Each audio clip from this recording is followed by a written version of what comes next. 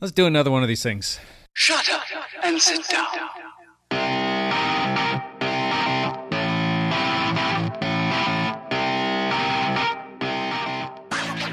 Oh God, here it comes! Oh, hot, hot, hot, hot! Hot, hot, hot, hot, hot, hot, hot! Going on a bike ride, sidewalk on my right side. I could go anywhere. Feel the burn. Going on a bike ride, nothing but the sunshine. I could go anywhere. You are listening to the Dialed Podcast with Matt Lee Grand, Evan Price, Lance Hepler, and Jake Von Turing. Enjoy episode 107. It's a spicy one. Hot garbage. Handlebar bell sings. What a simple thing. Ow! Heat was hot. Going on a bike ride.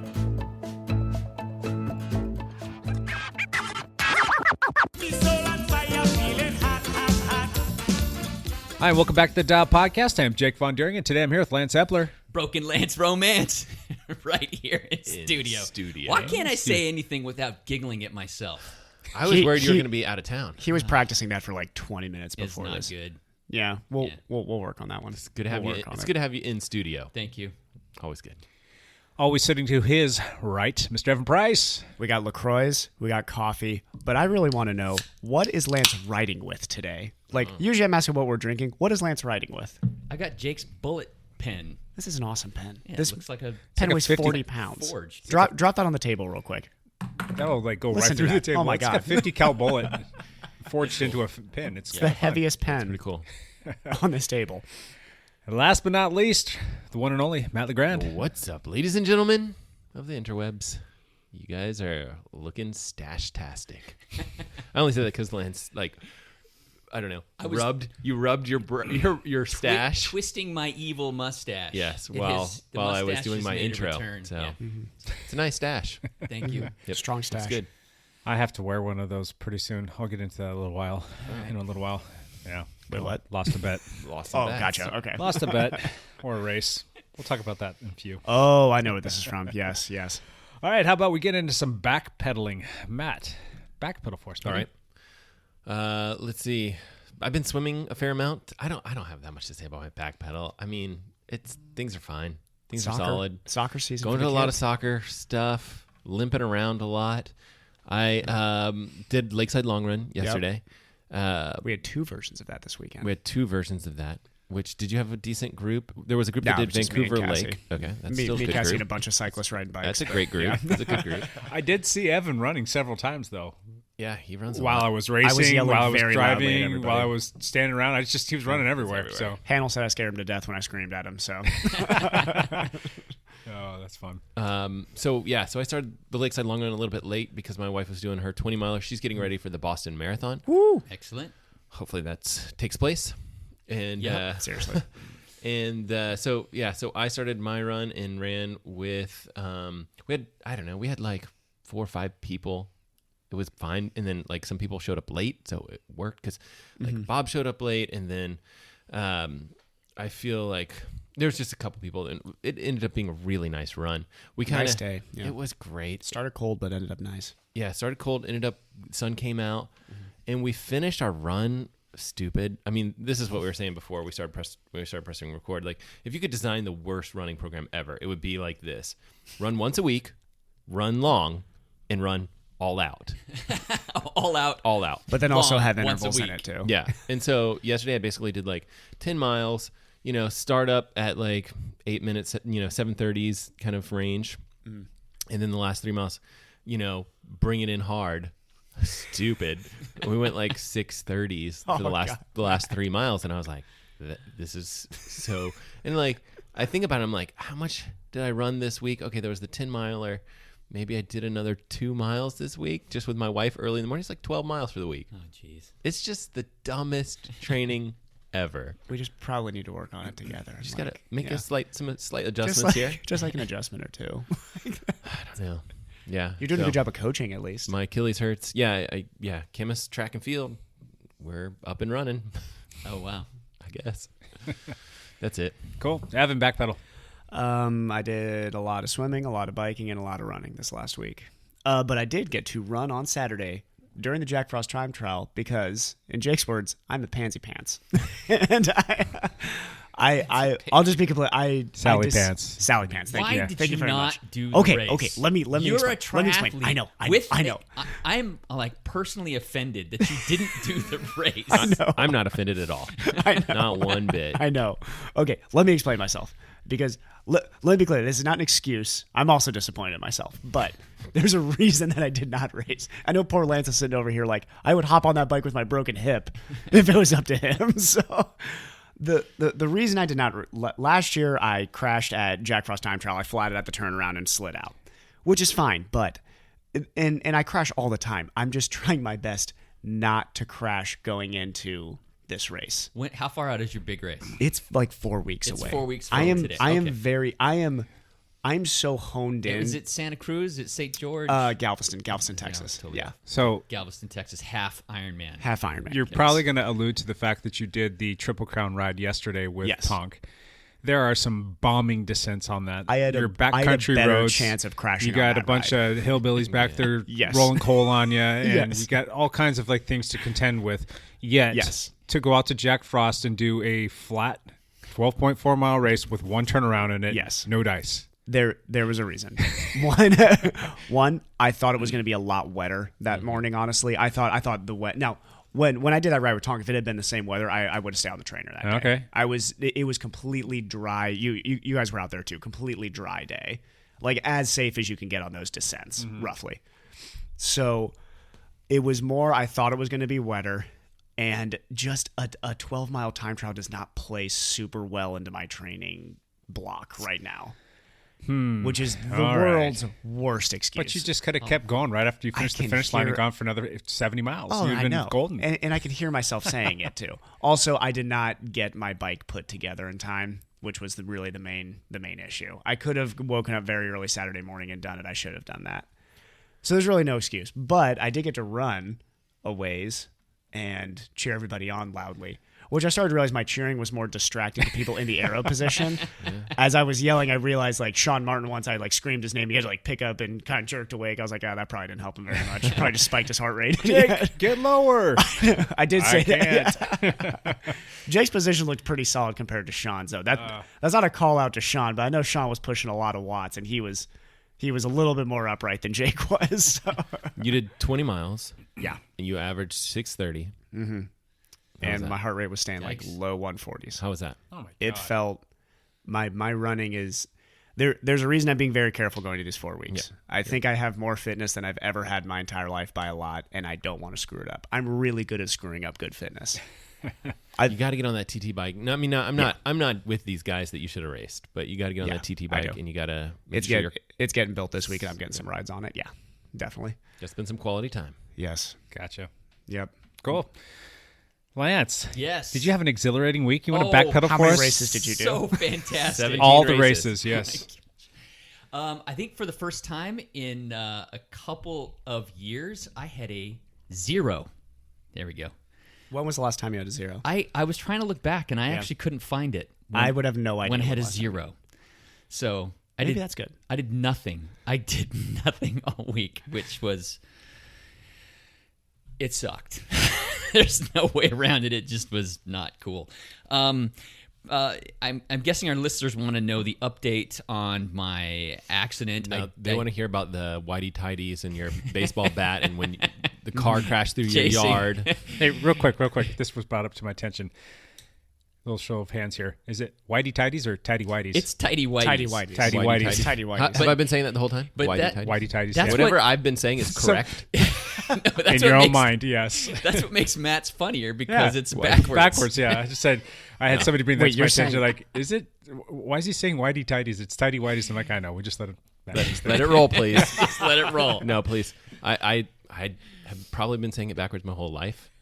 I stand by that. Okay. It's an Alabama thing, huh? We'll just leave that there. It's an Mr. Alabama thing. In Alabama, we call it whitey tidies. I was going to make a Southeast joke, but they did it for me, so there you go. Yeah, so I did have the MRI on my hip. It is broken. Oh. So we did find out that the posterior rim of my acetabulum. So This is a kids-friendly show. Yes. So be careful. So It is pretty darn close to the other A word, though. So, yes, yeah. the hip socket, where your femur sits into the hip socket, the rim of that on the posterior side, I actually fractured that. That was verified by the MRI. Non-displaced, though, correct? Non-displaced, no fracture, which means they can't fix it with surgery, and they wouldn't want to. The only thing you have to do is be non-weight bearing for 4 weeks to let it kind of stitch back together. So I am desperately trying to keep it non-weight bearing because my pain level has Been good. almost gone. It doesn't hurt anymore. I could almost walk normally, but I'm trying not to so that it will actually heal. So, Can you swim? um, You're like, I could swim if I wanted to swim. I was asking the guy, when he called me with the results, I'm like, okay, I'm trying to keep my aerobic fitness up somewhat. I know I'm going to lose something, but what do I do? And he goes, well, normally we tell people to ride a stationary bike, but not in this case. So he goes, but you could swim. And I'm like, gosh, dang it. You're like, dang it, LeGrand. I don't want to go swim. Come swim, man. I really need to Do get it. that zero gravity treadmill too, so we can get him doing the two things that he would never do unless this happened. Yeah, I could swim with a pull buoy, but Maybe not push off the wall too much. no, that's the thing. Yeah. Upper body ergometer. Yeah, I've done that before. It's just so hard to get my heart rate like over 100. There's some pretty With cool those things. protocols that you can do on those that really engage the core, which will be something that'll pay dividends. I have a swim ergometer that you can mess around with, That all just sounds so you don't terrible. get wet. Yeah, So- it's better than getting wet in the pool at least. So yeah, I'm gonna take a hit to my Yeah. endurance, to my fitness. I know that. I'm just kind of accepting it. It has been extremely emotionally difficult because of that. So I'm just kind of Does it letting mean it roll. it's 4 weeks instead of 6 weeks, though? That's what he said. Ooh, He said that's 4 good. weeks, and then I'll go back in at 4 weeks and have new films taken, Okay. and we'll be able to see if it's healed enough that I can start putting some weight on that leg. I'd put some good money it's going to be. You're pretty. You're drinking a lot of unhealthy. milk and whatever people do. I don't for- drink milk. I know. I'm vegan. Then you're screwed. No, I'm joking. I'm just thinking about Dark whatever Yeah. vitamins Whatever would help I'm doing. bone heal. I don't really think milk. Maybe take a bath in some milk. Maybe I Steak? should bathe in milk Maybe you should bathe in there. and put a big giant steak There on you go. my. Yeah, he's not eating it, vegans. He's just putting it on I'm his just hip. letting it. He just killed a It'll cow just soak in. and then put the dead carcass on his butt cheek. He's not an animal. He's not going to Maybe- eat it. Maybe not. I don't know. Yeah. So it's been an interesting week trying to stay positive and stay off it. Would you like me to give you my top 10 favorite Tour de France stages from the years of roughly 98 to 2008? Well, that's the other thing. Watching bike racing is also Did really it make hard. it worse? Oh my gosh. Dang it. It's been. You can just watch Balocki crash again and again and be like, well, at least that didn't happen. Did not. He broke his femur when he. Yeah. He broke the head of his femur. So He did never got back on. Floyd Landis did the same thing. Broke his femur. Ended up with a total hip replacement. Really? Yep. Yeah. He snapped his femoral neck, though. Yeah. So, yeah. Yeah. So that's the worst thing that could have happened. So Yeah. Anyway. As much as it sucks, that diagnosis for you was actually what I was It hoping is. for. To be Yeah. completely honest, that's what I was really hoping for. I'm super happy that it's not that. it doesn't make I it any didn't- easier, but yeah. there was only a strained hip flexor too. The labrum is intact. I didn't tear the labrum. That's huge. Yeah, nothing else broke. As far as diagnosis go, for how I crashed it, it's like Could have been worse. it could have been much worse. It as good as possible. That doesn't change the frustrating part of the where I was at fitness wise and what I'm losing by not being able to keep up with that. And I'm just trying to come to terms with that without murdering people. Right. I mean, if you murder a couple people, I guess it depends on who it is, right? laws. I don't know, laws. Yeah. So that's How you passing the time? Just movies and TV and stuff like that? or- I have been doing a lot of sit-ups and push-ups. Trying to do That's something. fitness. I like it when he says, he's like, I'm not keeping up my fitness. I'm just doing a It's just bunch not of aerobic. sit-ups. In the It's not meantime. aerobic. Are you so- super sore? Muscular strain. Not anymore. You've done enough already? Yeah. Man. So You take up cross-stitching. I've been, hanging out with the dog. I've been watching a lot of movies. I don't have a job, so that I don't have that to distract me. I'm Unemployed bum over here. Just at home driving Brandy nuts, huh? Dude, my poor wife. She is like an angel for what she is going through. Like, the weather was really nice last week, a couple days, and she wanted to go out for a ride, and she did not want to walk past me in her kit. I'm like, Brandy, I get it. Go. Just go. Ride. It's fine. And she's like, I just feel bad that I'm going out and you can't. Your GoPro on her bike, and you could have live streamed from her phone. You could watch her ride and just like, and then we could just sit him on the armorgometer, so it's like he's there, kind of. You're doing something. Groovy. You could critique her form. You should really try to pick it up a little bit on this climb. That's right. There's a KOM over here. There's a... Do you know what else you could do? There's a group that stitches at Dataza. Cassie tells me she I don't also even drink stitches there coffee. as well. Well, you just go to Dataza and just stitch. You can get a pastry Cross there. stitch. Yeah. You're talking about you want me to go stitch at a coffee shop. Yeah. Do you hear the words that are coming out of your mouth, Evan? I think this sounds like a great idea. I don't think so. There is one thing that you did do that you should probably tell us about. Lance attempted to get on Zwift. I did. I kept it all private. With one leg? Yeah. I mean, it's not a bad idea. I set up a stool to the right. That's the stir crazy. Yes, I set up a stool on the right side where I could just set my right leg on the stool, and then I one-legged. Left it, Yeah. What was your power looking like? It was terrible. I made it 20 minutes. You made it 20 minutes with one leg. with one leg. How many breaks did you have to take? I had to stop like every 3 minutes. I used to I was do gonna say- 30-second one leg. I was going to be like, that's plenty. I did 2 minutes on either leg on Saturday, and I was cooked. Yeah. Yeah, there's no way So I could 3 minutes would be And cry nuts. level. all the 20 minutes. Oh my God. even with the controllable train, it was like 4.5 miles. I did 4.5 miles in 20 minutes. Okay, so you last don't week. have 0 for the week. Yeah, it was like 19 minutes and 50 seconds. No, that still doesn't count as a zero, though. Yeah. You're miles non-zero. like a That zero. absolutely is not a zero. So that is one Try and leg get, for 4.5 so you can get miles. 0 next week, buddy. you should try for You zero failed. next You week. tried for 0 and you failed this week. What was fun is doing it with one leg. Like my cadence was all in half, and the power was in half. Yeah. So it was only going like Yeah. 14 miles an hour. Yeah, there's something about that cross-symmetry motor pattern that Right. really is effective. I'm like, when you what do- is this? Wait, which I trainer feel do you like- have? I have the Tax Neo, But the original. The power's coming from the trainer, so it's not. I mean, it's all. Yeah, it's half because you're just one leg. just one leg. But yeah. yeah. Yeah. It's not like It's not cutting like- anything else in half. Like No. you have the pedals or anything. So. No, but it just was. It was more frustrating than productive. Well, I think it's probably worse than half because the balance is off too. And Yeah. yeah. Yeah. So I'm like, I'm pushing so hard here. I feel like I'm really going, and it's like 98 watts. It's Gosh dang it. What? So I don't know if that was helpful or not. But I'll probably do it again. I so hope next you do. week. Because next week, That's just hilarious. what else am I going to do? Can it passively go through the range of motion, or are you not supposed to have any of that range of motion at all? It can. What the doctor told me was not to put more than 20 pounds of pressure on my right side. That's like standing on a carton of eggs and not breaking it. So, it made me very cautious. Do I set my? I didn't put my right shoe on. I kept it in Right. stocking feet, and I put it on the pedal a couple of times and just let it go through the range of motion. And then I just got nervous that it was the movement, the repetitive movement was just going to put too much pressure on that brake, and I didn't want to screw it up. Yeah.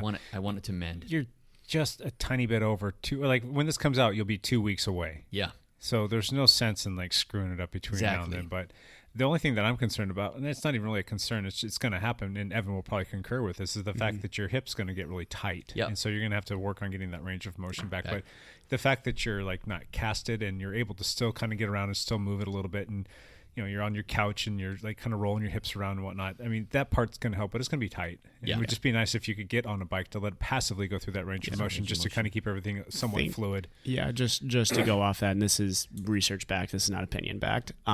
Think of it this way: anything open kinetic chain is actually going to be very, very good for it right now. What does that mean? So open kinetic chain is going to be anything that's not weight bearing onto it. Now, Yeah. cycling is a non-weight bearing activity. That's of course until you get up out of the saddle and start cranking on it. Right. So anything that's considered a passive motion, think of the acetabulum as a suction cup. So if you're moving in open kinetic chain, that is without that femoral head jammed into the acetabulum. Right. Which, to be completely honest with you, it'd probably still be fine, even if you had an episode where you put weight on it, it would most likely be okay. But anything open kinetic chain right now is going to help you long term. I know I see this in the endurance world a lot. We don't want to injure it. We don't want to injure it. Think about the long-term rehab. The stuff that happens right now is important because it'll set you up for success later. So keeping it moving like you're doing, staying active, doing all that is good for it. Don't like fear that it's the only thing that could damage it at this point would be an intense closed kinetic chain activity. Yeah, so too much pressure. Trying to walk down the stairs with putting full pressure on it. Yeah. Falling onto that hip, obviously. Right. Yeah. Walking for more than 20 minutes on it, But I've seen people with the same exact injury as you be weight bearing and walking in 2 to 3 weeks and be okay with walking. Yeah. Yeah. So it's wait the 4 weeks, but don't worry about like on the bike, swimming. You don't need to be swimming, but like anything like that, you're fine. Yeah, it's good. So you should be fine just in time to get the coronavirus. So exactly. My gosh, you're just holed up at home anyway. That's messing up a bunch of my plans as well. But I think that's happening across the world. So I'm not going to complain about that. Cool. So, that's me. Yep. All right. My quick backpedal. I raced this weekend. Oh, Did yeah. the Jack Frost time trial. First race of the season. Nice. Didn't get my second place. I know you were all geared up to pass the torch over to Mr. Chris Hannell. So he came out and laid it down. His time was, I think, 29:45, I think, or something. He was sub 30, which was screaming fast because at the end of the day, as the Eddie class was getting ready to go out, a storm cell came in and then some rain started dropping. I think the wind picked up just a little bit. So it did. we had a bit of a south wind coming into us. So the whole return, the whole last 6 miles and change, you're dealing with the wind. The wind, yeah. Chris can get very small, and he's super aero. He ended up getting second place by, and this is something I would do, I think it was like 4 seconds. It's 4 seconds. So he shows up. He comes out there. He's got this brand new BMC Time Machine Road, Aero Road Bike. The Aero Road Bike. He's got this thing set up in his house, and one thing led to another, and he ended up not being able to get a set of wheels on it because he had purchased a set of wheels for it, but they're 50 mil dish wheels. You're only allowed to have a 40. So he was going to do something else. He was going to use his daughter. Long story short, he wasn't able to get it taken care of, and he finally gave up at like 1 o'clock in the morning trying to get this all figured out. And he got up and he rode out there on his little cross commuter bike, and that's what he did on. He did it on his commuter the same one he took to camp. Yeah. He rode 25 miles an hour into the wind on a commuter bike. Yeah. Basically, yeah. Oh, wow. So had he had his aerodynamic bike, It I'm been pretty sure he would have probably laid that one down. Something that's a lot smoother, faster, more aero. I think that would have more than made up the 4 seconds, and he would have won the overall. So he also told me that he didn't clip in very well at the start. Yeah, that's another thing. And he was laughing at himself. He goes, "That's probably why I'll lose this right here." And sure enough, lost by 4 seconds. Lost by 4 seconds. Yeah, that's a long enough delayed clipping to cost you. Hey, that was the first time I've done that race, and they weren't holding the riders clipped in. Oh, really? Usually they didn't have a holder. They didn't have a holder. We had people that were going to volunteer, and I actually asked them the day before. I'm like, "Hey, we've got a few other people that can come out," and they never got back to me. So they just had a starter. There was 2 people there. There was one person, like the official, that was making sure everything was done correctly, and then there was another person that was just writing down the person's name and checking them off, and they just didn't have a third person there to actually hold. So per protocol, I guess you have to have 3 people there to do that. I thought about offering it, but then I would have to stay there all day because it's got to stay consistent for everybody, and I had to race. So the other cool thing about that race, besides Hannell doing awesome, well, he put down almost...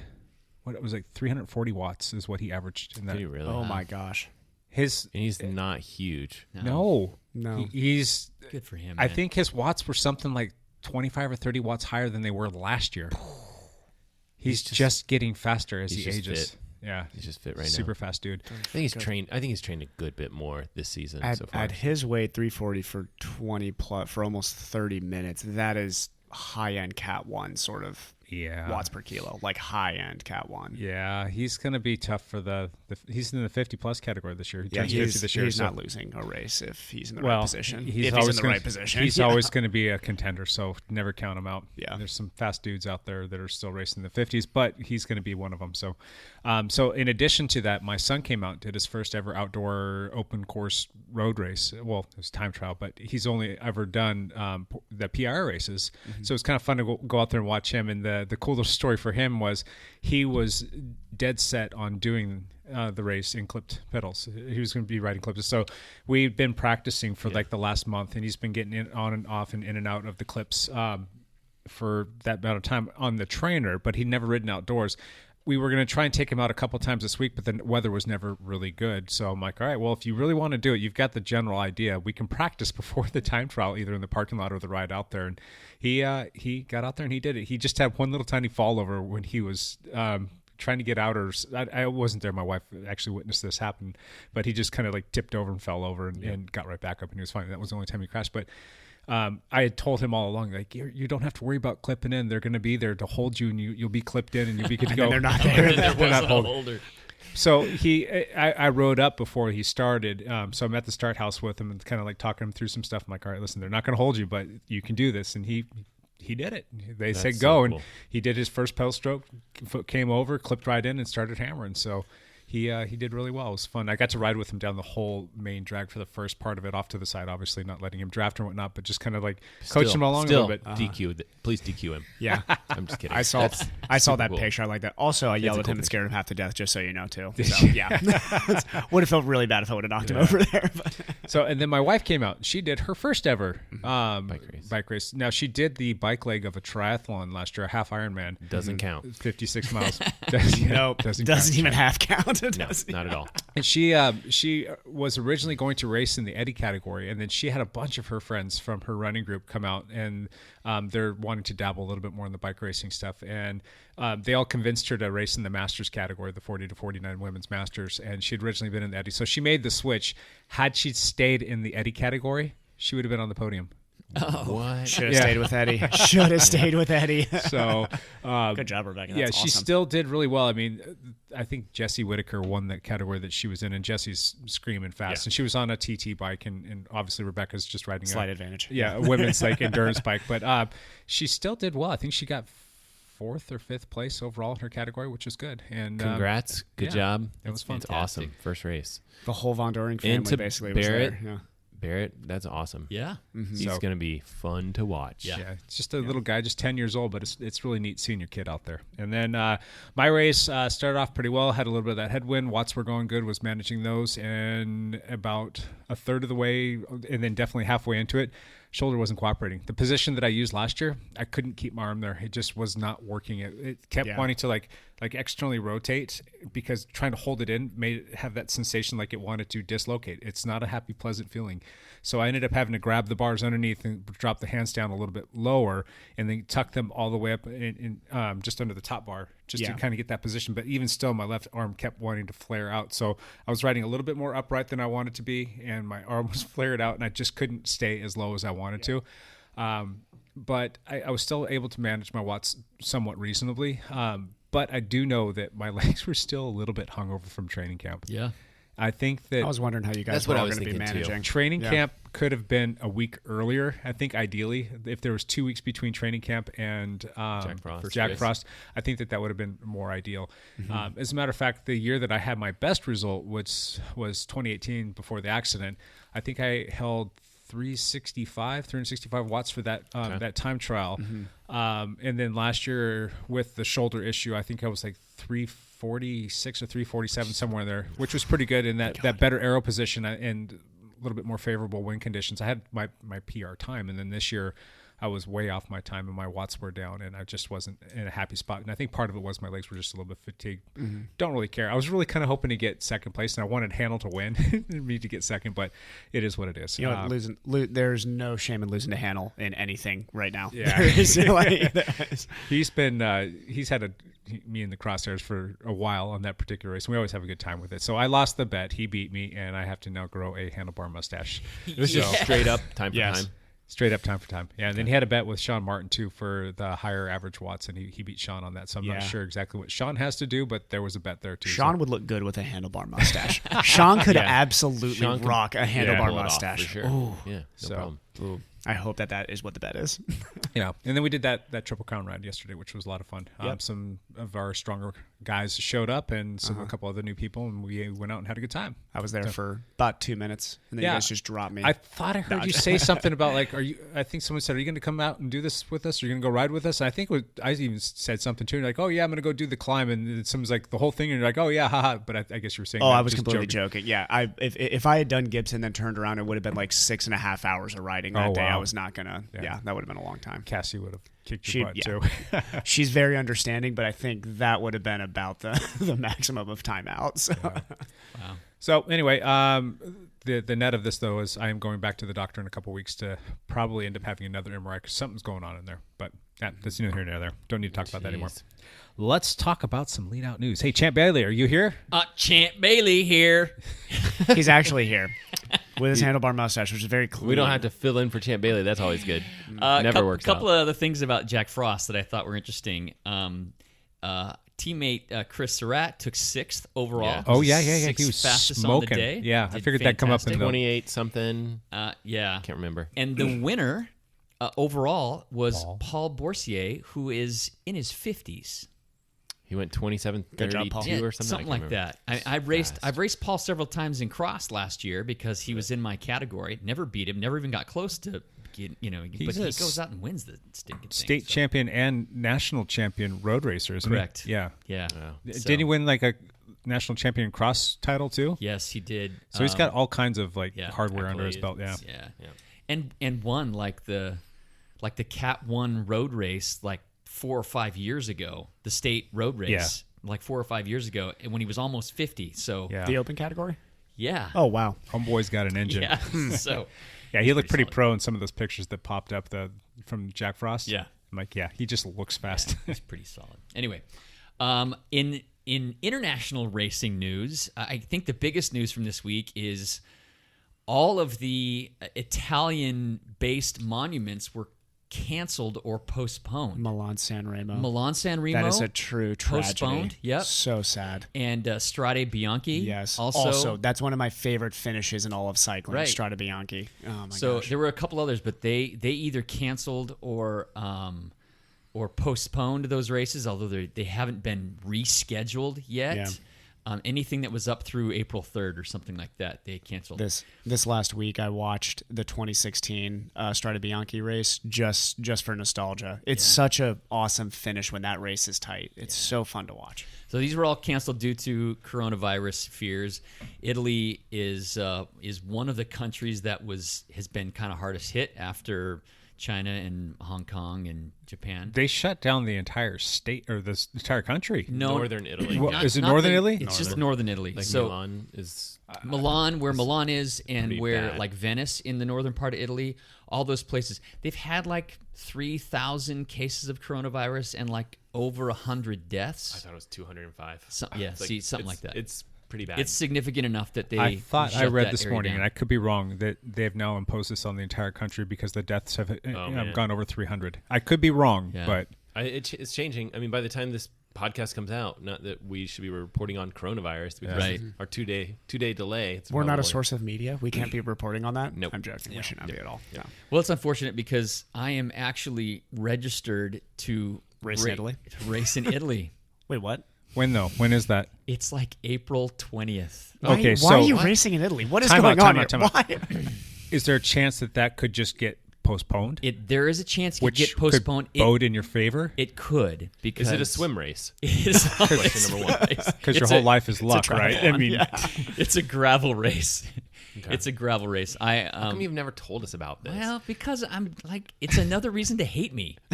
Well, I'm going to race in Italy. So this in whole April. podcast is That's about. awesome. This whole podcast. How are is we supposed to how much hate you do if we don't hate? have all the fuel we need to hate you? We need more fuel. We need more fuel. So yeah, I signed up for a week long of gravel riding in April over my birthday when I turned 50. Yeah.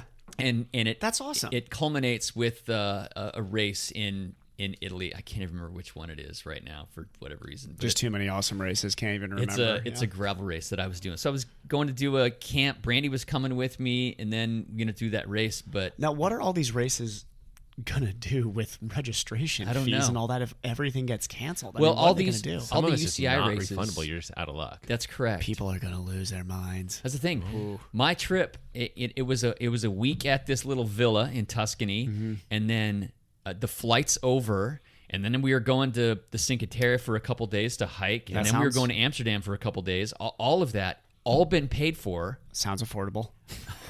I might just lose it all and not be able to go if this coronavirus stuff. Do you have doesn't travel settle insurance down. on that or no? I did not. Oh, I didn't buy the travel insurance. I never do. I never buy the travel insurance either. you're just going. So I'm a little. Your flight's gonna be empty.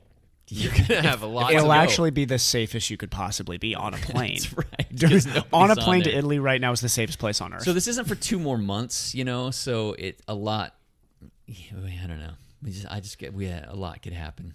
So it could all just get worse, or it could finally settle down. But I don't. It could settle down. Yeah. But I have a feeling they'll cancel the event, which doesn't mean that they'll cancel the week. Yeah. Well, I mean, you could still fly out there, do everything, maybe bring a bike and do something. I don't know, but like, who knows? I think right now, I think a lot of event directors are deciding what Do we to cancel? Yeah. and I think a lot of them are like, we have to cancel. Yeah. So And that's affecting everything. I mean, the United Arab Emirates race was canceled after like 3 days, and a couple of the they teams quarantined the teams. In a the couple of the hotel. teams were quarantined, and this coronavirus doesn't present itself for like 14 days, so they were quarantined inside these pro teams for 2 weeks at least. So Talk about a monkey wrench into your training plan for right, the year. yeah, it's all just kind of messy. The other big race that started this week was Paris-Nice, the big 8-day stage race, which is from Paris to the coast, and they decided to go ahead. There were a couple teams that pulled out.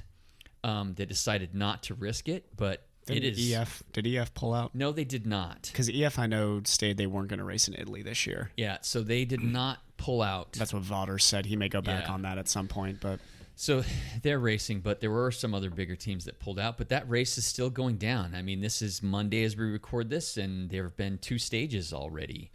And, it's been... yeah, like Matt said, this could all change in 48 hours. So yeah. So, Stay tuned. yeah. we will just report on the cycling happened. That's about it. Which I didn't report on at all, Paris-Nice. The interesting thing about the first stage, Alaphilippe, who seems to be in pretty good form, got in the breakaway. He ended up getting caught by 3 guys, and they all battled it out, and he just didn't have the legs, so ended up 4th. I think Schumann from Trek Segafredo, I think he won that first stage. The big news was there was a big crash with 60 kilometers to go. Warren Beagle was... Yeah, he was hurt kind of bad, and he stood up, and he finally got on his bike, and he went, and then he stopped, and he eventually decided, okay, I'm just going to chase and finish this. But he sat in the team car's draft too long trying to get I back, saw and he they got- disqualified him. Yeah. So In the that rule is so hit or miss. I know it's on how they enforce it, but if you watch the video, it's hard not to say like, yeah, that's Well, I mean, he's yeah. like sitting right behind. He's like 6 inches wouldn't off have the back of the made- car. Yeah, you're right. Yeah, so Yeah, that- I mean, like that was the I big can understand when news the from guys are like coming in and out of the cars a little bit. It's like, hey, I mean, you got to get through the cars. It's nothing when you're sitting on the bumper. I mean, Yeah, so, he was on. yeah. Until they address that rule, they got to keep on trying to enforce it, I guess. So that's the racing news I've got for this week. Champ Bailey. Champ Bailey out. Out. How about this? It's the hot seats. It's back. We haven't done a have hot it. seat in a while. It's No. always We should have that little effect should have like a sizzle at the end too. Can we like add like a sizzle like I know how to do that now. I should probably make something. or we just have a hot pan here too and then just play the hot seat and then do Grill up some bacon for Lance. yeah, All right. exactly. Tofu bacon. Let's do some hot seat, guys. It's been. Did we do one last month? I don't know. I think it's we been a may month. have. I think we did. Maybe. I don't bet know. we did. But it's time. We're due. Yeah. Time for hot seat. Lance, Hot seat us. Just don't ask me. I do not have a good hot seat Lance, question. you get to go last. Matt's always got like 15 hot seat questions, which is awesome. I have 3. One of them is coronavirus race cancellations. We already talked about that. So I already brought that up. I've got one cross based that on one that. out. Okay, so I got one based on. You want that. to go first? Yes. All right. So, will the Giro be canceled? It's not till like September, right? Yeah. No. The Giro is the first. The Vuelta's The Vuelta's The Vuelta's last last. one. The Vuelta probably will Giro's not be in- canceled. is That's the Giro in in September. May? Yeah, it's ahead of the TDF. It's close. It is 3 May- weeks May long, slash and there's a June. lot of travel involved. Things are only going to get worse with that virus too. Are you sure? I Things could get better. well, Some eventually, numbers are, whatever but- you guys say, I'm going to say the opposite. I'm So trying go. to be super optimistic with this Captain right now. Contrarian. Yeah, please do I that, know. Matt, because I'm trying to be super optimistic with Yeah. this. Based on their trajectory right now, and based on the fact that things are only getting worse, and I don't think that this whole like shutting down the country or most of the country is going to work. I'm going to say it's probable. Yeah. I'm not going to say definitive yes, but I'm going to say probable. It's going to happen. You got to pick, man. Don't sit on the fence. Come on, Matt. which is Taking a page pretty, out of your book. which is pretty unprecedented. I think the only last Grand Tour to be canceled was due to World War II. Correct? Probably, maybe. Wow. I think be. I Possibly. need to look that up. Wow. Somebody errs and omissions me on that, but I'm pretty sure the last Grand Tour to be entirely shut down was because of World War II. Is Lance Googling this now? I'm trying to look, but Okay. I'm not finding it. Which would be wild. I mean, that's crazy. Don't want to get into it too much, and I'm sure Matt's Yeah. got strong opinions having a healthcare practitioner for a spouse. That also makes me a doctor. Yes. Scientist. Yes, Matt. Please. I'm I not a love, I doctor. love. I love when my patients try to educate me on I'm on coronavirus YouTube. here. I'm on YouTube, which makes me a scientist. Oh, last week I had a hilarious amount of patients come in, and you'd be amazed how quickly you can get a doctorate off Google. It's incredible. There's a lot of media hype obviously playing into this, and I Yes. think a lot of news channels are just rolling in the dough right now because they're selling so much advertising because There's all so many eyeballs are clicks. on this. Oh, and so many it's, clicks. it's just such clickbait, and everywhere you go. Unfortunately, yes, people are dying, but way more people are dying from the flu and other True. mundane things that kill people all the time. It's just because this is a hot topic. Is it a problem? Yeah, if you're elderly and you have a compromised immune system. Yep. But I think for all intents and purposes, people are kind of like doing the whole CYA thing. Cover your assets. Your Cover your acetabulum. acetabulum. Your acetabulum. Acetabulum, yes. And I think that they're making much ado about nothing here because for all intents and purposes, if you're a kid, the symptoms are mild, if nothing else. If you're a middle-aged person who's of decent health, again, it's just like having the flu. You just take some time off and you rest and recoup. It's the people who are compromised. Smokers are another one. Quit smoking. It's all us. That's all of us. Yeah.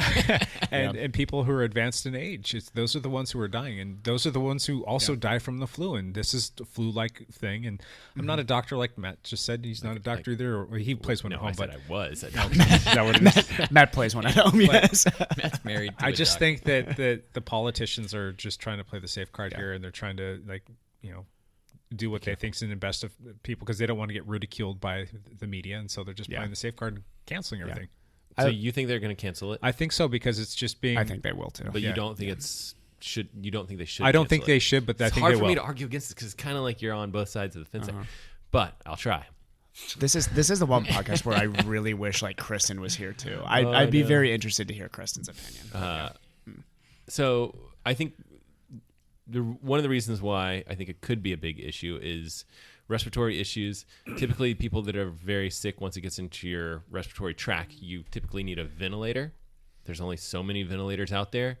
It's pretty. They're selling out. The number they're selling out. They're selling like hotcakes. Seriously, not joking. They actually are. So they're, looking at the numbers, there's pretty high mortality rate for this particular flu. I think shortage of ventilators could be an issue nationally. Now, the reason that they are not going to cancel the race, just because I'm trying to go against Jake with whatever he says,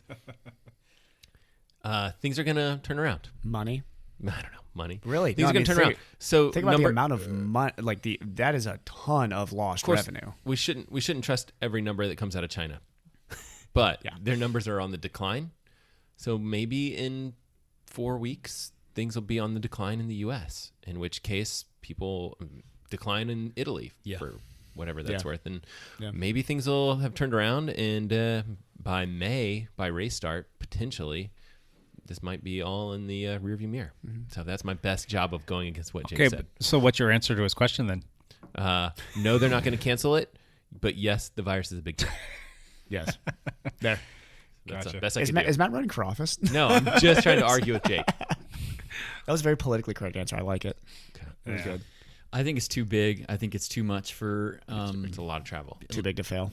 so that Too big to fail? they won't cancel it. Really? Yeah, I do. I think that it's too important to too many people and to Italy and whatnot. And unless it Some of gets these worse. small, It some could- of these small towns, like when you talk about the Yeah. Tour de France, the Tour of Italy, the Tour of Spain, some of these small towns really economically rely when this race comes through on a big boost in tourism and revenue. so interesting. So, Yeah, but that's South by Southwest. You could definitely say the exact same thing. that's They true. Huge just film canceled. festival canceled. Canceled. Yeah. That surprised me when I saw that Austin. was that really did I surprise know. me. Yeah. It's interesting.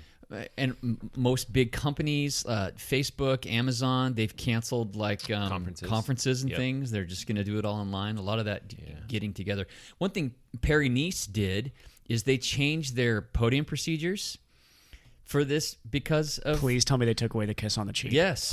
Please so tell there's me no that they're slap on the ass now. there's no That's a podium tabulum, girls. thank you. That's a tabular. There's no podium girls. There's no putting on the jersey on the podium. They do it all backstage. Did they just shoot it at him with a shirt cannon? That's right. Catch this. Okay, hold on. Okay. And also, there's no handshakes. There This isn't. is going to be my that's only good. my only problem. First off, the little kiss on the cheese thing, I understand the historical significance, but that kind of needs to go away anyway. It's just weird. A little all sexist. It's agree on just that? weird. Yes. It just needs to It's- go just drop away. that. It's sexist. It It totally is. is. It is. Yeah. It's demeaning to the women up there. I is. really do believe that. And also, wasn't Italy like we're not ever giving this no, up? Probably. Italy was the country. They were like, the we're Giro never- was like the Giro will go down with that. Yeah. You're like whatever. Okay, cool. I mean, I come from an Italian family. George You're just not Hickey going to got talk away. Something's not going to be agreed upon. But like. I mean, is that just to like massage people's fears? You're telling me everybody travels there. Everybody goes to this race. Well- And the one thing they're going to be like is, whoa, wait a second. No more kisses on the cheek. That is where this is. That's the just, line we draw. It's just one of the things they did. I Okay, mean, yeah. they double fenced some areas, so there's less fan Contact with interaction, them, yeah. less contact. There's no more, handshakes on the Stage, People were bumping elbows to say hi. no or more to sharing greet water bottles. them. No, Do you have to go back and get your own water bottles now? I don't know. I didn't get that far, but I mean, they changed enough things to just try to prevent it. And Yeah. I guess we'll see what happens. I think that's good, even if it's just saying like, Little- "Hey, little look at this. attempt, We're making an effort." Right. Yeah. Interesting. Anybody else benefit from the coronavirus thus far? Oh, Not the stock market. toilet paper companies. That's toilet paper selling out. Yes. across Can somebody Costco explain to me stuff. why toilet papers they go to? Don't know. Because It's respiratory. It's respiratory. It's a staple. People are scared. I don't that- get the panic by that. People are scared certain that things I are can going to go understand. away. Yeah. That okay, we're not going to be able. I don't want to leave my house for a month. Right. If we're told I don't want to leave my house for a month, you need to stay at home. Well, Yeah, toilet. I get so it. Cleaning supplies. I'd supplies, probably toilet spend my paper. money on like canned goods. Like if I'm in my home for a month, I'm probably not going to be like, I need all the Lysol and toilet paper on planet Earth. You're like, I could go without eating. I could be. Yeah. I need to- I don't can't- need water, but can't I go need anywhere that without toilet paper. Yeah. So I think that's why Yeah. the panic. Yeah. There was a That makes picture at sense. our local Costco here that my son's friend's mom sent us. The whole toilet paper section was bone empty. dry, Yeah. not a thing on the shelves. The And like, workers are wheeling in a new pallet of toilet paper and they're being like rushed as I'm they're just wheeling it in. I'm to just put it not going down. to eat fiber for a month. Just no fiber for a month. Fine. So yeah, that's interesting. Yeah, and our stock market has been big up paused and it today. down. little black swan moment here. Yes, today it's Monday. At, what is it? 10 o'clock in the morning. Oh, it's noon. Yeah. It's noon here Monday, and yeah, we had a huge drop right off the bat. It's rallied a little bit, but I mean, it's not based on economic factors. It is all based on fear that we're having these big stock market crashes. So This is what happens when you take away bike racing. Here's the thing. right. When you take away, I mean, you got to figure people are going to fly less. People are going to buy less flights Yep. right now. Yep. People are going to sign up for less events. People are going to go to less restaurants. So those are all economical, legitimate factors Right. why the market should potentially forecast a decline in GDP or a decline in I don't know, people spending. If people are staying in, they're not spending money. Right. So I don't think it's Except for apparently toilet paper. toilet paper. Oh my gosh, if you would have bought like stock and Cottonelle, like right before this hit. So here's a quick little story. The airlines are taking a big hit. Hotels are taking a big hit. Restaurants are taking a big hit. We've got a trip planned to Hawaii at the end of this month.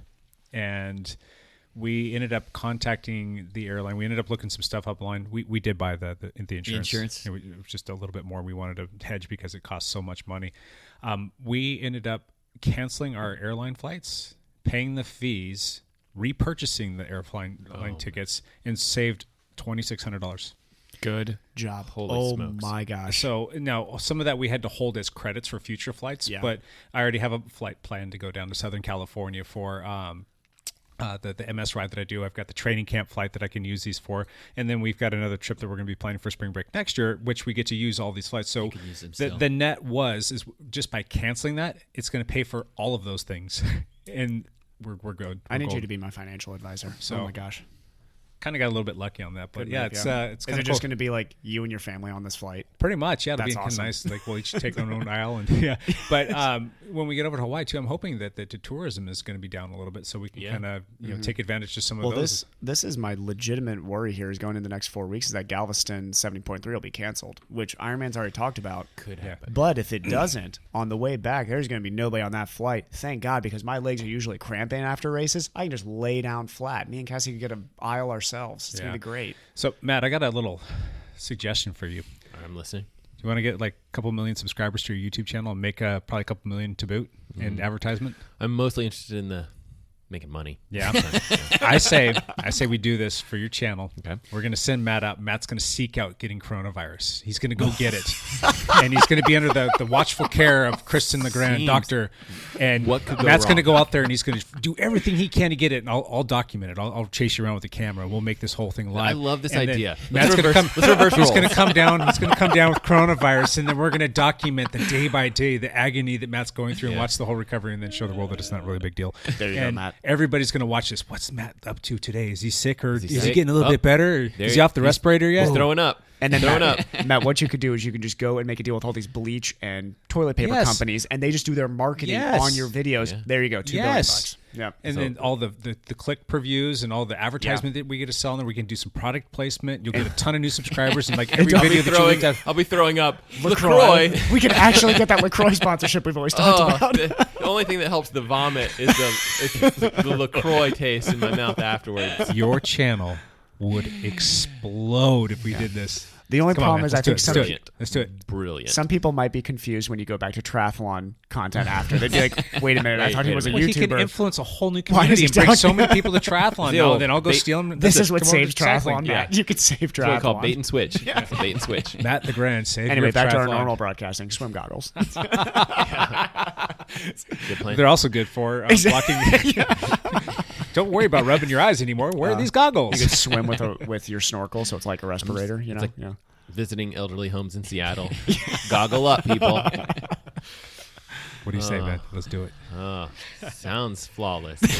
There's no flaw in that logic. That sounds like a whatsoever. hard agreement to me. All right, right. So We just jumped the shark on that one. Let's move on to the next question. Who wants to go next? Evan? Since Lance is still I'll searching go, for an idea. I'll over go there. again here. Okay. Who from Dialed is going to make the Dirty Circles podium Oh, in all different categories? well, I guess hold on, time out. That was your question He because already went. you stole it. So you're doing part But two. We just quickly. I'm just going again. Hanel, Yeah. And Matt's Hanel looking strong, so I'm gonna we'll go put- podium. Which category? He's matter. probably going to race Masters. Right? Oh, just any. Well, he can any race category. Masters 3-4. He can race Masters 1-2-3, or he can race Master Open. or the 50 plus. You can race Open too if you wanted. I I doubt think he's with gonna do- I think with Dirty Circles, because it's a Washington race, I think it's 45 plus and 55 plus. Oh, is that what it is? I think it is, because that's what it was for the road race that was held in Washington State yesterday. It was a 45 plus class and a 55 plus class. So Gotcha. oh wow. Okay. Well, let's see here. It's going to be 36 miles, flat 6 laps or Yeah. something like that, ish. It does not favor Hanel. If you So- think about it, it really does not. unless he If gets it's in the break. 45 plus, Yeah, then I can't have Surratt in there with me. So it could be myself and Sean Martin, and it could be Hanel and a few other people, maybe. maybe. I don't know. I think we could put Hanel in there. He's got the friggin' motor to do it, obviously. Yeah, he does. Out of that group, I'll say a breakaway gets away. There's a lot of power there. So I think a breakaway gets away. I think it's going to have Surratt and Hamill in it. I don't know if Surratt can race in that, though, because he's only 40. Oh, yeah, so then he can't race because it's Washington. So he'd either race just the open 3. Yeah. Yeah, but I don't we have to look that up. That type of course really does favor Surratt out of the entire group, though. High power, you're going to have to end on a sprint probably, right? Yeah. Yeah. If Handel could probably help him get away, even though it's not much of a draft, but Surratt's such a diesel. If you can make that work, but I don't know. We'll see. I don't know. Matt, did you have a question? Yep. What was your question? We got lots of questions. Hot seat it, baby. All right. Got 2 questions here. My coronavirus question is scratched. We went long on that. What do you guys think about racing when you're truly out of shape?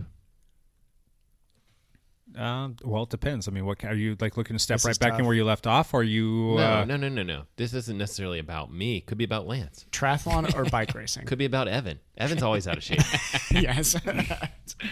Triathlon or bike racing? Doesn't matter. Running. I competitive donkey riding. I have only ever raced out of shape bike racing. Bike racing? Okay. Bike racing, I have raced out of shape a few times. That's a less scary endeavor to me than triathlon or running. Because you care less about it, or because not because I care less about it, because you can draft and you can. Yes, there's and also I just put a little bit. This is gonna sound so bad. Oh, this is gonna make me sound really, really bad right here. In a bike race, I care less about my result, in the sense that if I have teammates there, I can work for teammates. Yeah, right. Yeah.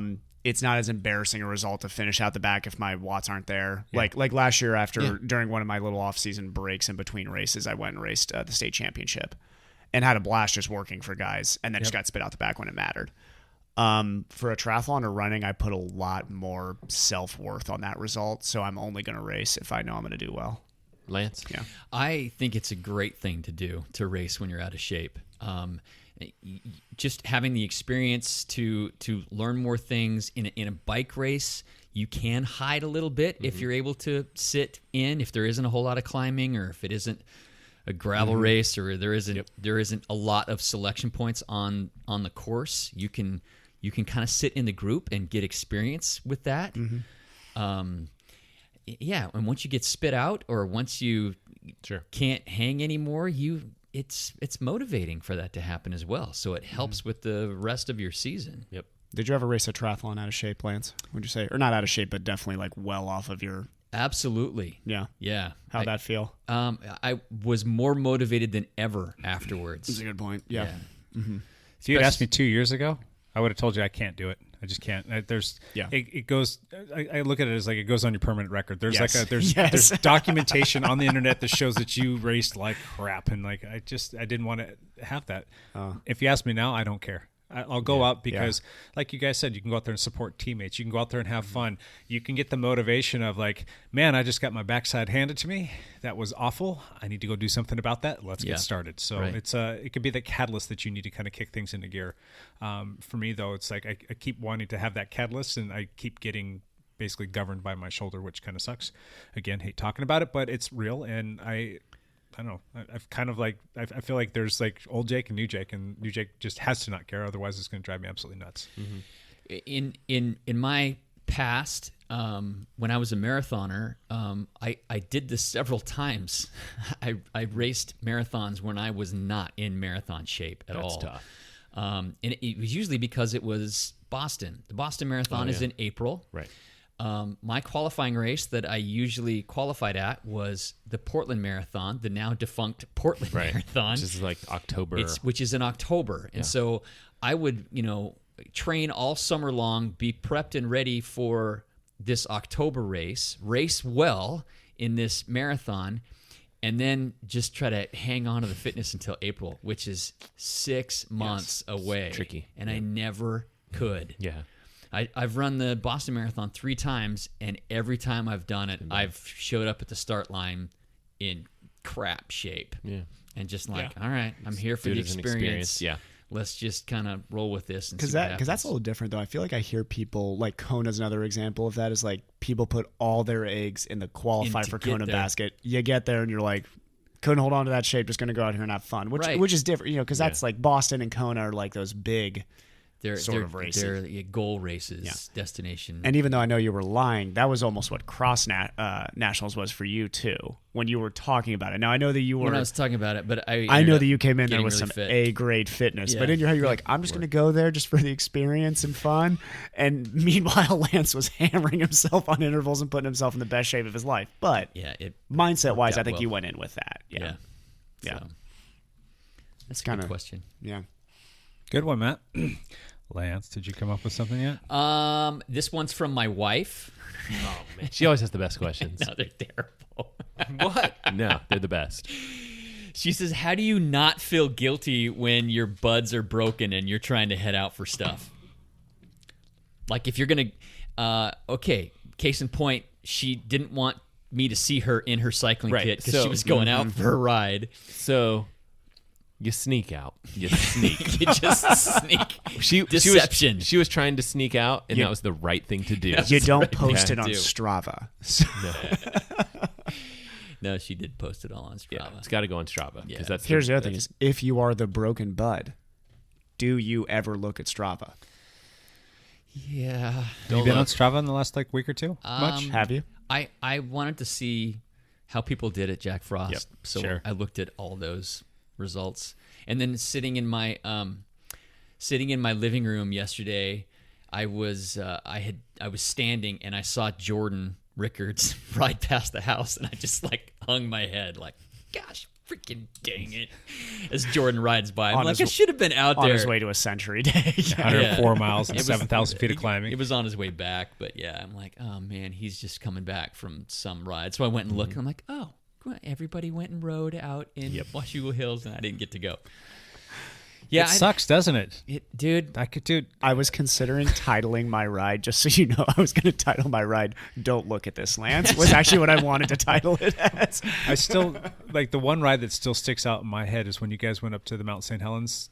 Was that the... Yeah, we only did it a couple times last year. Well, it was not last year, it was the year before. The year before. It was summer of 2018, and I remember seeing those posts, and there's these epic pictures, and you guys standing up on a wall, and if there's all the guys that I love riding with, and it was a beautiful day, I'm like, yeah, I'm not gonna look at Strava anymore. Yeah. that one must have been tough, because that's still my favorite day of riding that I actually had out here in the Pacific Northwest period. So and Jake couldn't be there. Yeah. No, but it sucks. I definitely know how you feel, and it's tough. And that to answer that question, God, I don't know. I mean, it just depends on the person, but I think what's most important is that we connect with you, just to check in and make sure, because sometimes you start to have those feelings like, oh, they kind of forgot about me. You know that they didn't forget about you, but you kind of feel like you're just disconnected from the group. You lost that. You just kind of watched it ride off into the sunset. Right. And you're like, I'm just sitting here, can't do anything. It kind of sucks. So for me, I know that it's important for us to connect with you and see how you're doing and check in on you and keep reminding you that, dude, it's just a couple weeks away. It's 14 days. I mean,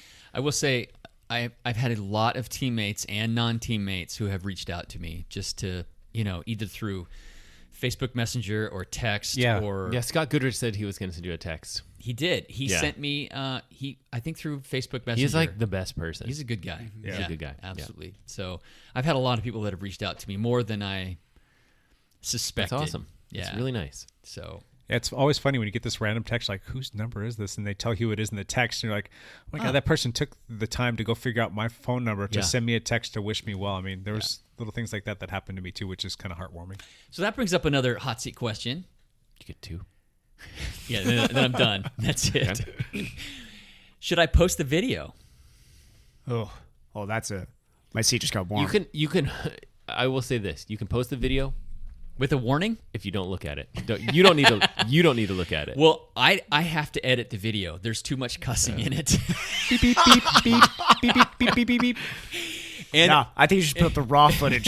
Raw footage. I want to hear the words you were saying. I have lots of family and church members who go like, Lance. You should have warned me. Some potty mouth there, Lance. There's some potty mouth in there. Because you had a lot of time to think about what you were going to say at that moment, right? No, it was nothing. It was pure reaction. Because I have video from my GoPro camera, and then I also have a clip from Gary Cornelius's GoPro camera. He was behind me, so... You could edit it and put it out. I don't know. Are we just going to become just clickbait YouTubers here? We got Matt getting coronavirus over here. Lance posting up terrible crashes. I mean, we'll make millions of dollars, guys, but is it worth it? Is it worth it? It's worth it. Yes, it is. I personally would not post it. There's a lot of people who want to see it. Send it to them. Let them I watch have a lot it. of people wanting to see it. Tell I have them sent it to just a lot keep of people. just keep it to yourself. But there's no sense in putting that out there to scare people. I'd say put it out once a week.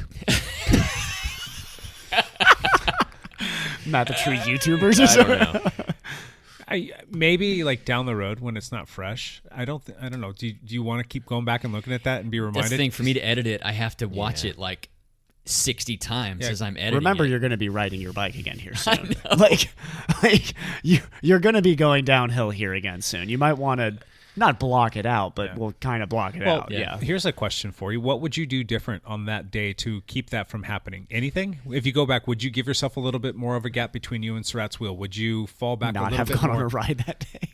Would you have like just given yourself a better line of sight or like better sighted? I mean, is there anything that you would change?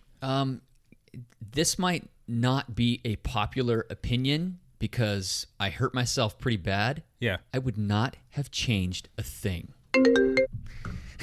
Ding! My phone disagrees. That's future Lance calling to say.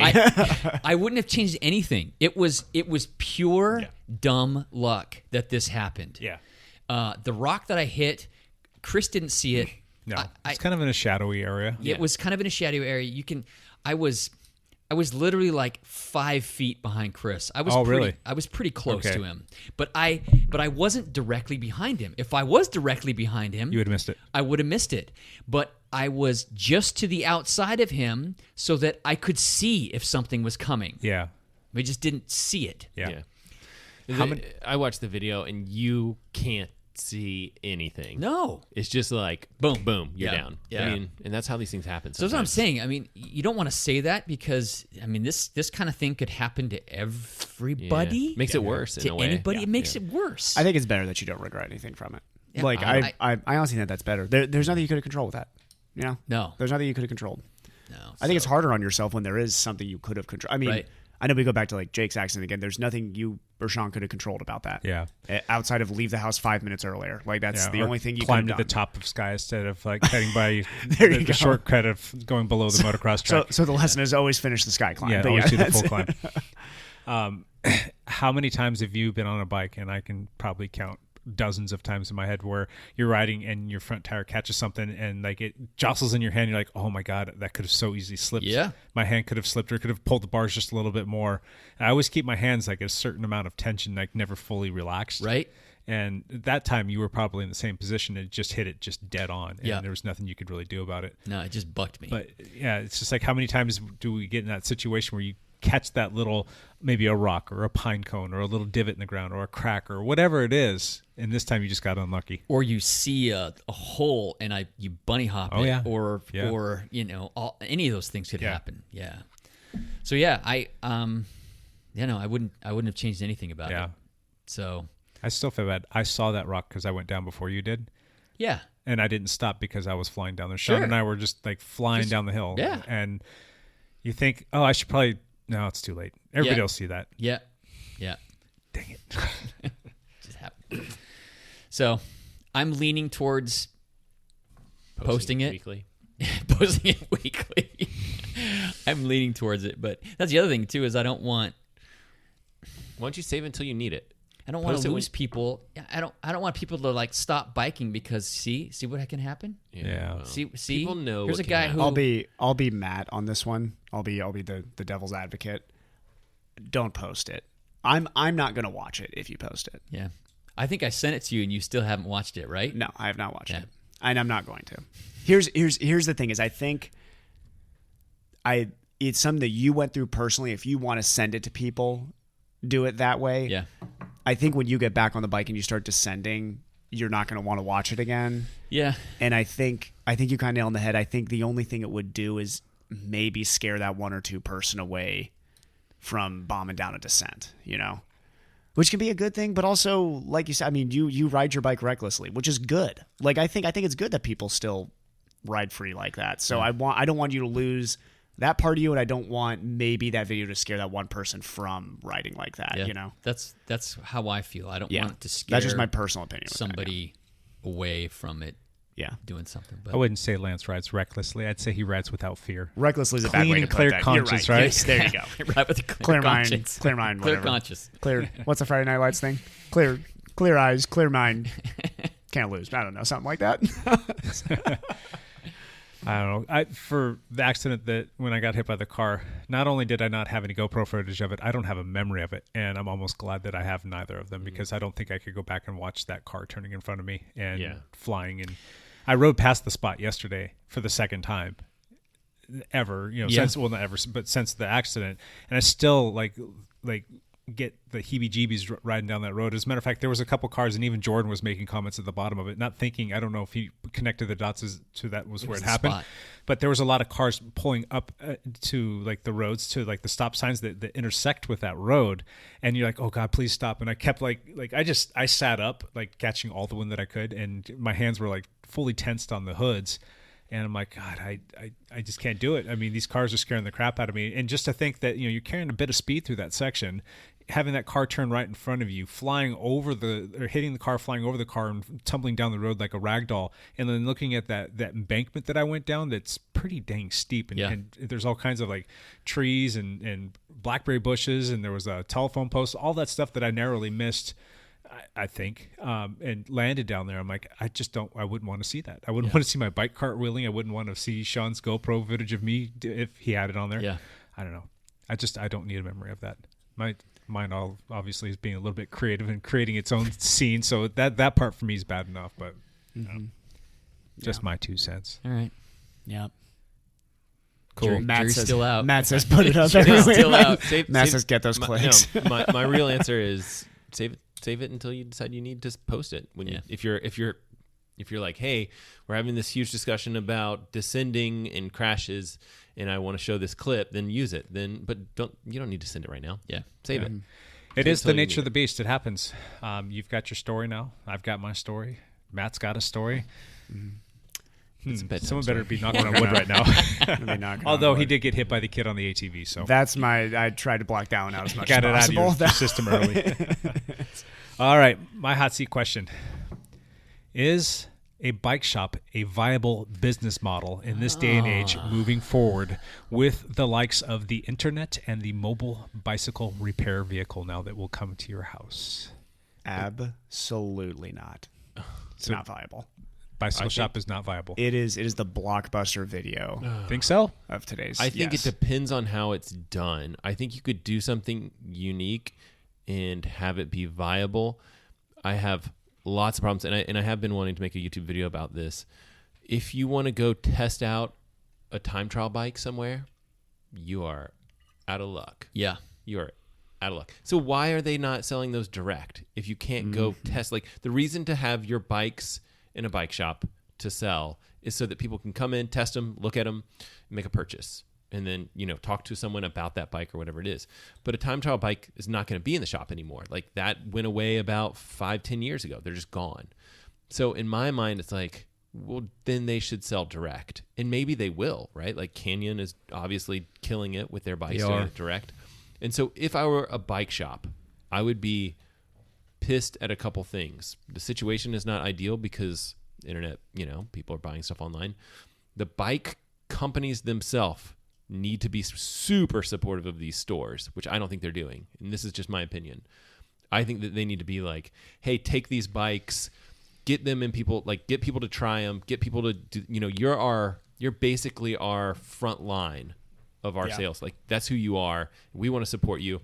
Take all these bikes. If they don't sell, send them back to us. Like you're not just out a whole $1 billion of bikes or whatever it is. Other companies do this. That was the biggest so just speaking from experience with me when I was around a bike shop that ended up having to close.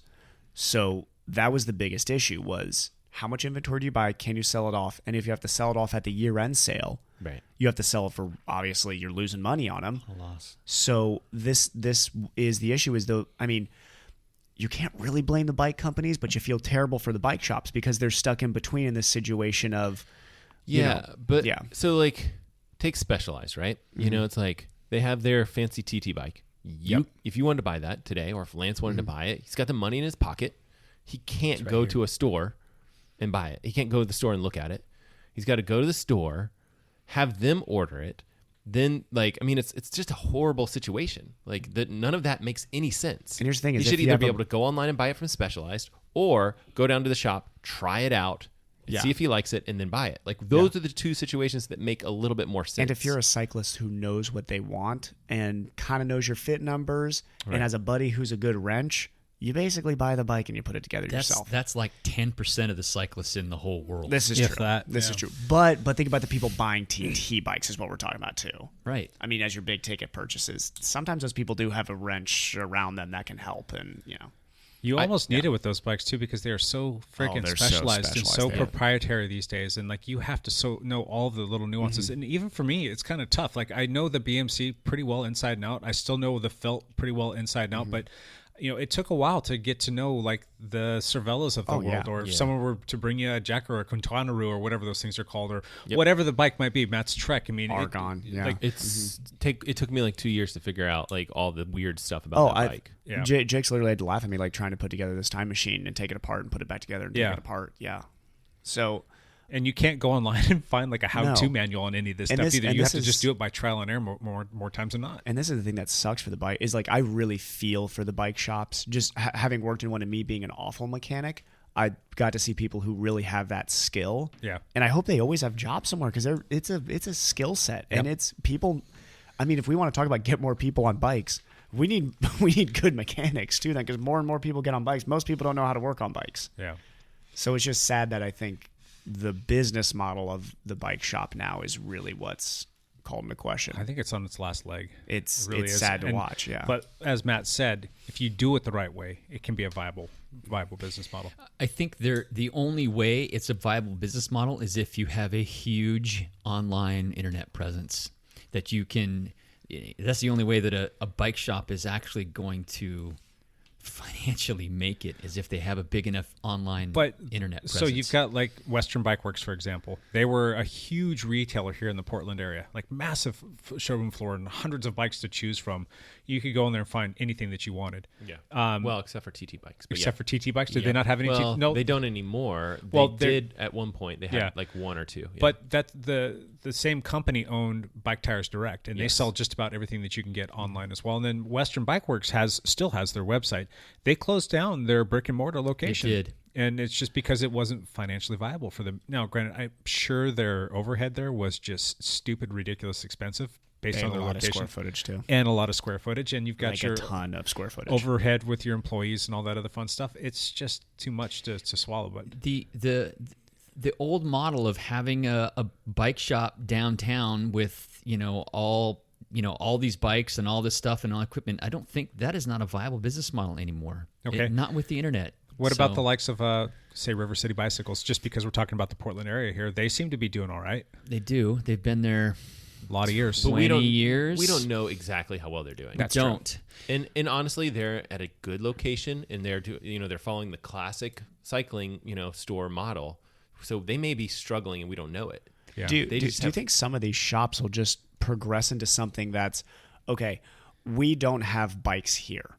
You can order, send these to us, and we will put it together for you, because we have good mechanics, and we make money off that $65 charge for you to bring in and tune up, and also we charge you $150 to put together your bike or whatever. But why would I want to do that when all I have to do is call up VeloFix and they'll come to my house, and I don't have to drive into Portland a couple times to drop off and pick up my bike and deal with the mechanic down there? You would just have to undercut VeloFix then. I don't know. Okay, so they're undercutting VeloFix, they're undercutting the internet, and they're paying their brick and mortar cost. How is that a viable business model? It's not, because you're not going to make rent. No, I mean, VeloFix makes it's a very logical business. That's probably just where if I'm a mechanic, I would go then, right? I just wonder if your mom and pops, that are like, I got to fix my kid's bike, am I going to call VeloFix? I don't know. I'm just thinking no, you just bring it to that local bike shop. Yeah. Well, have them fix it. When I was in Reno, there's still community bike shops out there. Bike shop's the wrong word. It was basically they have their own maintenance centers. Yep. There's 2 mechanics there. You can bring and work on the bike yourself, or you can call and ask. Yeah, those are cool. And it was cool. They didn't sell a thing. Well, they rented bikes out of there, I think, but they didn't sell. It was all mechanic work. Yeah, and it was a cool little spot. So I would love to see those stay around because I think those community bike shops are awesome. I think that's a really cool idea. But I mean, yeah, if you're us at this table, just call VeloFix, I guess, or work on it yourself. But, but there's a dozen times in the last 3 months where I've like, I need this just one thing. I don't want to order it online. I don't want to get it from Amazon. I'm just going to go down to the bike shop and pick it up. And if that goes away entirely, that sucks. That sucks. It does. I think bike shops are awesome. Like, I think it sucks that that's no longer. But it's not working. Business model. It is not working anymore. They just need somebody to come into the industry and do something creative, and then if it works somewhere, it'll catch like wildfire. Yeah. How do you guys feel about people that are doing a lot of their purchasing out of, say, England or Great Britain? We're going to Chain Reaction or Wiggle or whatever some of those other companies are, where in that country they don't have, it's against the law to have a MAP, which is a minimum advertised price. And a lot of the retailers here in the United States have to abide by MAP pricing with the dealer. So the dealer's going to tell you, or not the dealer, but the manufacturer's going to tell you, this is your cost and this is what you have to sell it for at a minimum when you advertise it. Like what you actually sell it for, if someone were to walk into your shop, you're allowed to sell it to them for whatever you want, but you can't advertise for less than that. But if you go online, the world is becoming a smaller place. You can buy anything from around the globe. So you can buy stuff from, say, Wiggle, and it's going to be a lot less than it's going to cost here in the United States. In a lot of situations, they're not charging you the shipping, thus undercutting everybody here in the United States if you're willing to wait for an extra 2 or 3 days to get your stuff. I just think it's on the manufacturers. There should be more pressure on them to step it up. Don't put a specific price on your vendors. They're your front line. They're your face to the world. And you're just basically screwing them over. Whether it's they're competing with Wiggle and you're basically hindering them to do that, and someone just goes and basically buys from Wiggle and doesn't buy from them, and then they go under, but you don't care because you're a manufacturer and you're going to keep Wiggle or going to go to the next person that's going to whatever. And so I blame the manufacturers for not stepping it up. They don't have any control over what the guys in England are selling their stuff for here in the United States. But yet they're putting constraints on you. Okay. So you think then that MAP pricing should go away just altogether, and you can sell it for whatever you want as long as you're willing to live with that margin? You need to make a profit. Or not. If you want to not make a profit, then there you go. I mean, or if I want to take a loss on something, then, and maybe that will help me in the business down the line. That's a risk that I'm taking on myself.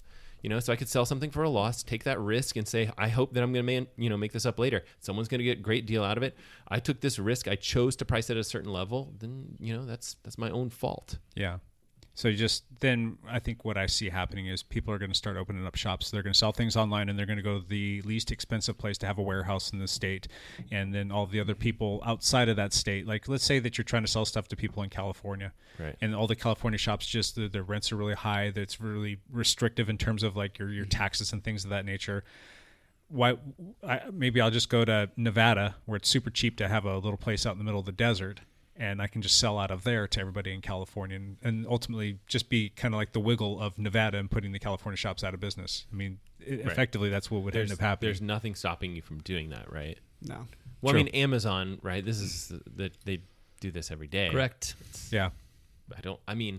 I don't blame Amazon. Dang you and your low prices.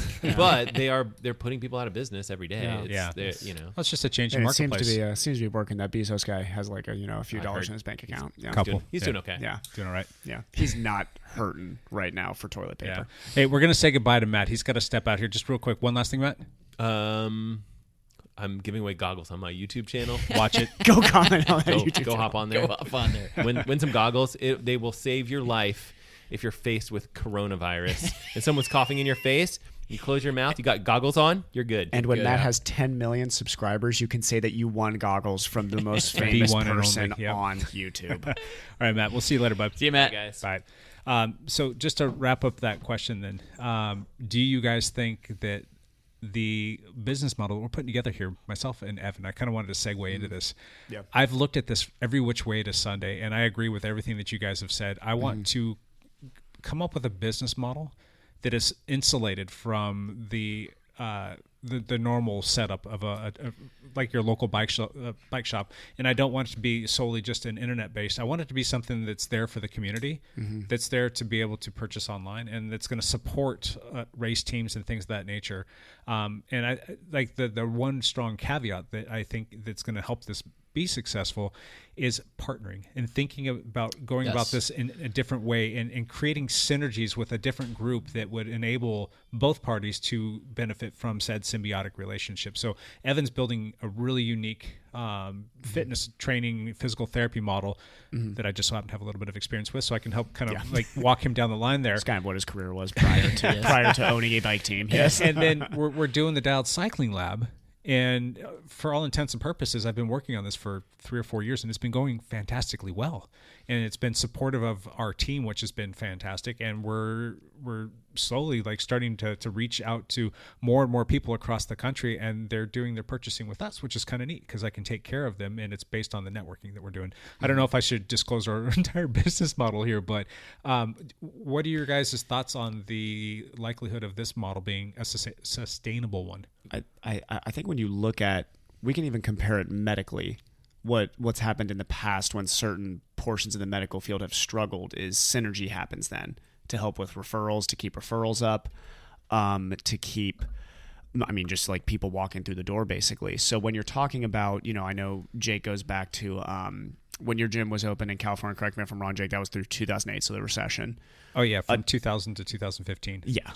Yeah. So obviously the heart of that being when there was a recession, where you would think, okay, during that time period, if you're thinking of industries that are really going to struggle, you would think the fitness industry would be, people obviously chopping what they consider. It did, yeah, and absolutely. And you survived that period, correct? And that's you think about the bike industry being, comparative to the recession, but on life support right now.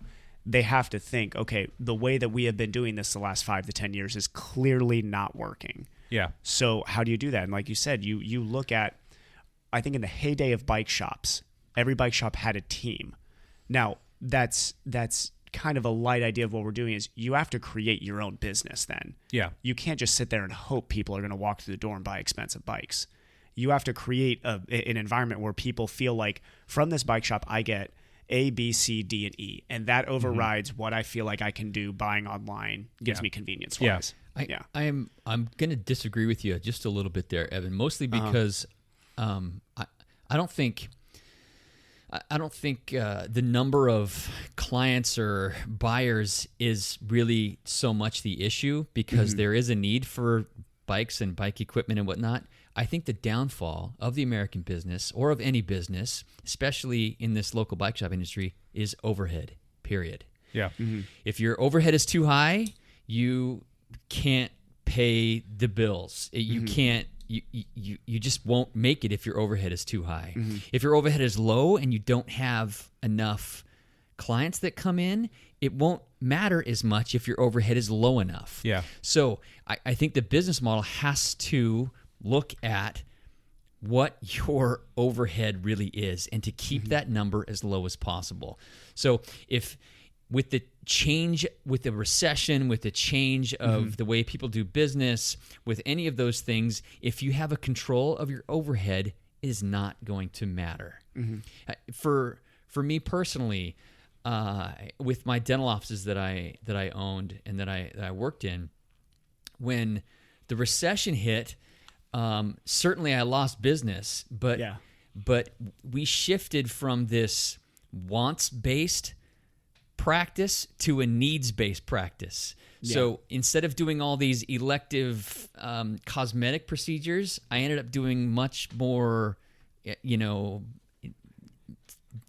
fixing broken things. Fix my root canal. Yes, those type of things. I just shifted a little bit, and so I didn't feel much of a loss at all during the recession. But that's because I just had to shift kind of what was happening. To shift what you were doing. It was shift what I was doing, and it was also, I look at those overhead numbers every single month, every month without fail. I created, with the help of a mentor of mine, and created a spreadsheet where I would track specific numbers so that I knew exactly what my overhead was every month. And if it was creeping up, then you find ways to make it go down. Yeah. And I think that's the that's the issue with the local bike shop.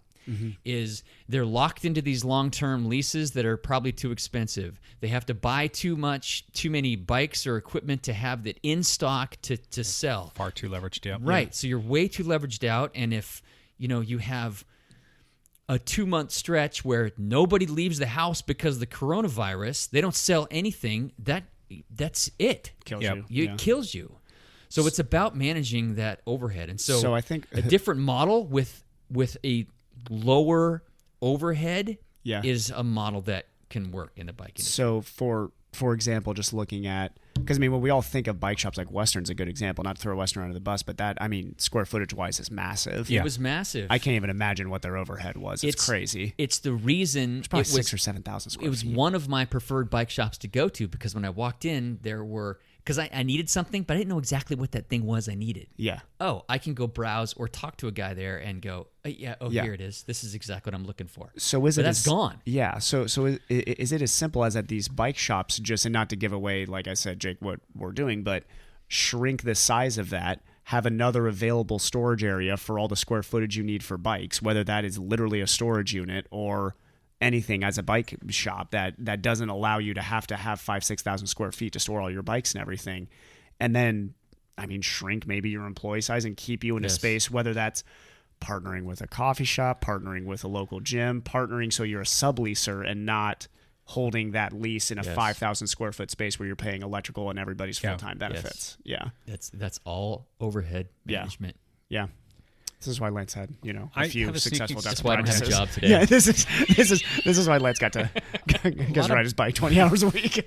A lot of bike shop people that I've run into over the course of time seem to be susceptible to the notion of being stuck in their ways. This is always how we've done it. Yeah. And we're in a transitional phase in our economy. Now, if you just think about the last 5 to 7 years, things have changed dramatically. The last 10 years, it's like almost night and day difference. But a lot of these bike shops are still doing stuff the way that they did 10, 15, 20 years ago. Right. And they're expecting, we'll pull out of this. We've gone through this before. We're going to. No, things are changing. So you have to have a different mindset. You have to be able to look at it from a different perspective, think outside of the box, pardon the cliche, but you got to do that in order to be able to survive. And I think that what we're working on here is kind of unique. I can't say that nobody else is doing, but I don't know of too many other people that are thinking about this. And it's something I've dabbled with in the past before, and it seems to have worked. And to go along with Lance's notion of keeping your overhead low, I've always been of the mindset, when times get really bad, other people are going to lose money. I just want to make less. I want to be in the situation where I just make a little bit less, which is fine with me because I'm nimble and I'm not oh crap, I lost $5,000 last month between talking about keeping your overhead low. You did everything you could in this situation, as a team, you and me, to make sure that both of our overheads were low. Yeah. Whether it was the opening of, not to get too much into the specifics, but the equipment that goes in the clinic, making sure that, like Lance said, obviously in 2008, but also I think now you got to look at it and be, okay, what's my opening cost? Yeah. Let's make that as bare bones, but also good as possible. High quality bare bones as possible. Yeah. And you can always add to it little piece by little piece over the course of time when the numbers allow, or you've got to spend a little bit of money so that you can have a tax write-off. I mean, you're going to get into those situations, hopefully, that, because you're so successful. So yeah, there's a lot of stuff to that. And I really hope that what we're doing is going to be kind of neat. And I was just kind of curious what your guys' thoughts were on that particular question. That's my thoughts. Thank you. It's a shame because I'll tell you what, I really miss the days of just being a bad bike mechanic in a shop and just getting to drink coffee and mess up people's bikes. I was so good at that. And I still think that there are some bike shops out there that are doing relatively well. I think they're still making the sales and they're doing well and they're weathering the storm. And I so hope they still get to weather it. Yeah, and just hope that they continue to do that. So cool. Let's jump into one last thing. Evan, you got anything for us? On Monday, March 16th, I will be seeing patients in a location called the Dialed Endurance Lab. Yes. Powered by Proactive Physical Therapy. So Sweet. Yes, it is on the schedule now. There are boxes in the clinic, which are going to be moving in, baby. Unboxed by me. And, I've got my whole moving team ready to go. Me. That's you. Yeah. Not for nothing. I've had quite a few people offer up to help. And I don't know if it's just because they feel bad for me because I'm the one-armed bandit anymore. I almost wanted to just you and me organize a day, maybe Friday or sometime next week even, because just have pizzas there for everybody. And be Yeah. like, all right, everybody, help move bikes and equipment. Yeah, maybe a hub will throw in some beer and some near beer for Lance. Seriously, yeah, there you Although go. Lance is no good to us. Maybe we can put No a good to you that's guys either. I can't carry Lance anything. can just I yell can't- instructions. I'm just dangling things from my You can just crutches. stand in the middle and point. Just be like, there. Yeah. It's your right hip? It's my right hip. Okay, that was the same one that I broke too. So Yeah. Something about that right hip. yeah. Right. Yeah. Lance, one last thing. My only request is that as you ride past my house, to please wave. I'm probably staring at you longingly with tears in my eyes. So as you roll past, whether you can see me or not, just pick a hand up and wave, and I'll acknowledge it in my own silent way. Can they push the button on your gate? Say hi to you. There's not a There's not an intercom down there's there? not an intercom down there, so you I'm can't gonna really say. install a Oh, little no. ring doorbell down there for you. Little ring Don't doorbell, worry. ding I was dong. I and was they just can gonna say hi. drive. I was just gonna drive back with my car and go straight through the fence. That was how I was That's gonna. right. do That's it. the other option. Just drive through the backyard. There you go. Yeah, just come through the side fence. You know what? I don't really have one last thing. Really? Do you think you can match this handlebar mustache I got rolling? No, yours is too epic. I'm gonna look like a That Jake's one last thing. tool. He's got to try. I guess my one last thing is support your local bike promoter, Yeah. and there are races starting to pop off. I Mm-hmm. don't care where you're at in the country or the world. Go race your bicycle this weekend here. We've got Unless Dirty that is Circles. Italy this week. Do not Yeah. go race your bike in Italy. Yeah, exactly. This week. Yeah, here locally we have Dirty Circles put on by Zone 5 through USAC Yep. and the Washington State Bicycle Association. Go out and race your bike out there, and if not there, go find something else. Have fun. Do it. Got it. Cool. Excellent. Anything else, guys? That's it. That's good. All right, we will see you all next week. Thanks for listening. Bye for now.